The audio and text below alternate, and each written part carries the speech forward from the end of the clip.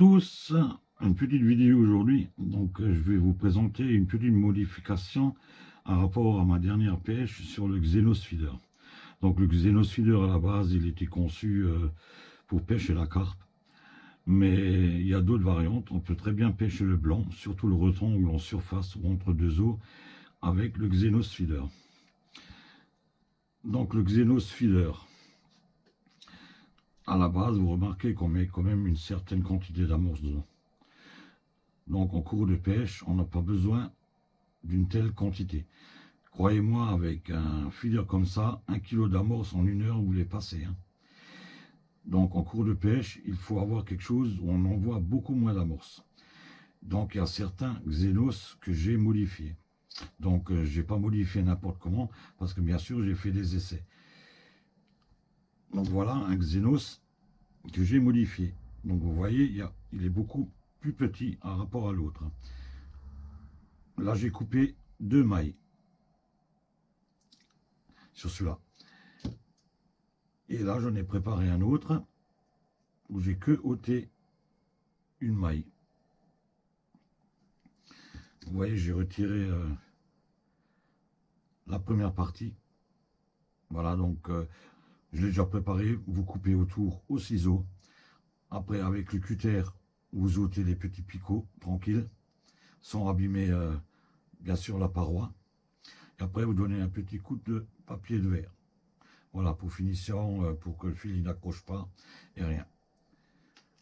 Donc ensuite, ce que j'ai fait, j'ai percé 2 trous avec un fourret d'1 mm. Ici, et bien sûr, en face. Et maintenant, il faut mettre, bien sûr, on va mettre la once, on va mettre l'attache de ce feeder. Et je vais encore faire une petite modification sur l'attache.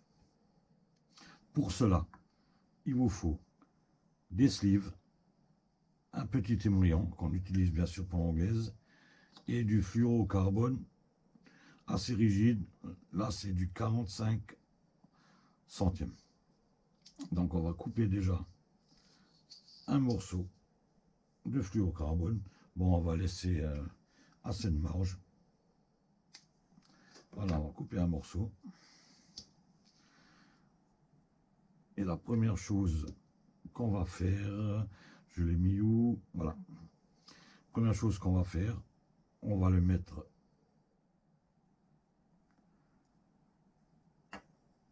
non, la première chose à faire, c'est enfiler le sleeve. On va commencer par l'étape. Et utiliser des bons sleeves, commandez-les pas chez Ali, la moitié, ils sont fermés. Prenez des bons sleeves chez vos détaillants. Ça ira beaucoup mieux, parce que pour mettre 2 fois du fluorocarbone en 45 centièmes dedans, croyez-moi, il faut avoir des bons sleeves. Il ne faut pas qu'ils soient trop gros non plus. Donc on enfile la deuxième partie. Voilà, donc là on va serrer, on va régler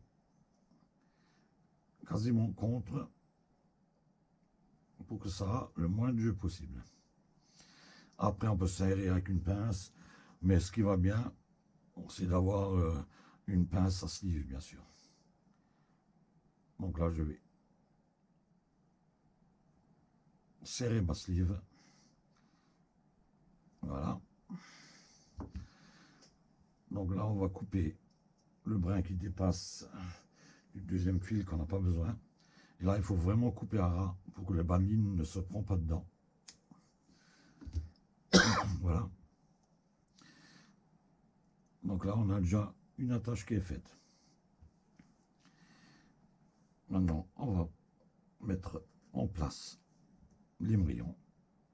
Parce que d'origine, il n'y a pas d'émerillon à l'intérieur. Mais je vous expliquerai après pourquoi. Je enfile l'émerillon. Je vais de nouveau enfiler le sleeve.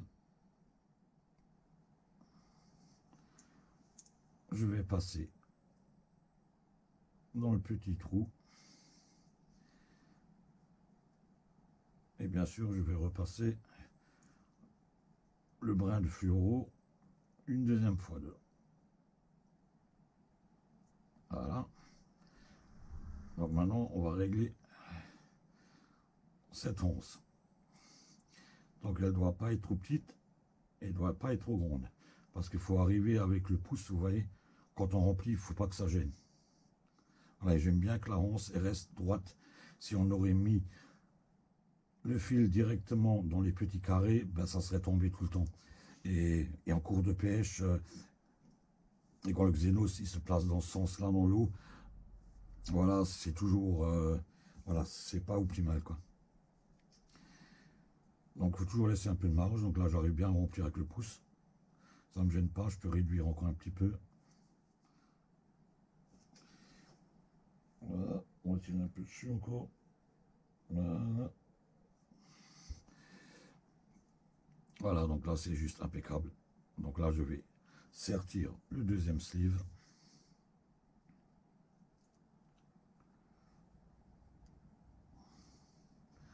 Une deuxième fois plus haut. Voilà. Donc là, pareil, je vais couper.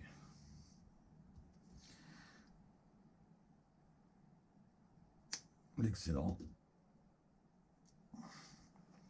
Voilà. Donc là, on a notre petit xénos avec beaucoup moins d'amorce. Donc là, on a les deux variantes. Avec 2 tours de coupé et 1 tour. Et le xénos, bien sûr. Voilà, le xénos d'origine. Le deuxième. Et le troisième plus court. Voilà, donc avec les trois variantes en cours de pêche, on peut s'adapter avec le nombre d'amorces s'il en faut beaucoup ou plus, ou si le poisson est plus difficile.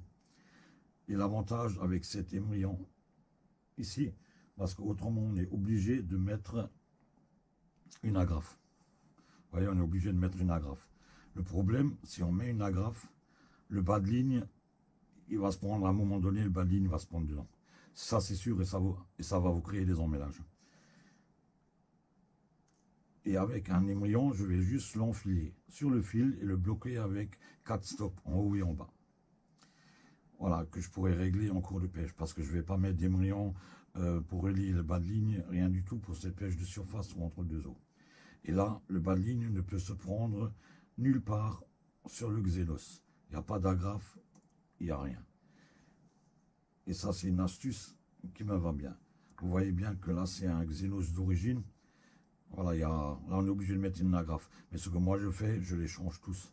Et je mets une agrafe. Voilà. Là, je vous l'ai montré, c'est un qui est encore pas modifié, mais je vais mettre, comme je suis en train de les faire, je vais tout de suite changer sur les quelques-uns qui me restent. Je vais mettre un émrillant à la place tout de suite. Voilà donc pour cette petite astuce. Suivez notre prochaine vidéo. Il y a une vidéo en cours qui va sortir prochainement où je pêche le rotangle, on va dire le poisson blanc parce qu'il n'y aura pas que des rotangles. Pêche de poisson blanc avec le xénos feeder. Donc il faudra bien suivre la vidéo, elle va sortir prochainement. Donc voilà, une petite astuce pour modifier les xénos feeder. Donc il faudra suivre la prochaine vidéo parce qu'il y aura le travail de l'amorce dans un vase, il y aura plein de choses, il y aura d'autres astuces aussi au sujet des xénos, parce que je modifie en cours de pêche encore quelque chose, mais il faudra bien suivre la prochaine vidéo pour voir comment que ça sera. Donc je vous dis ciao et à une prochaine fois.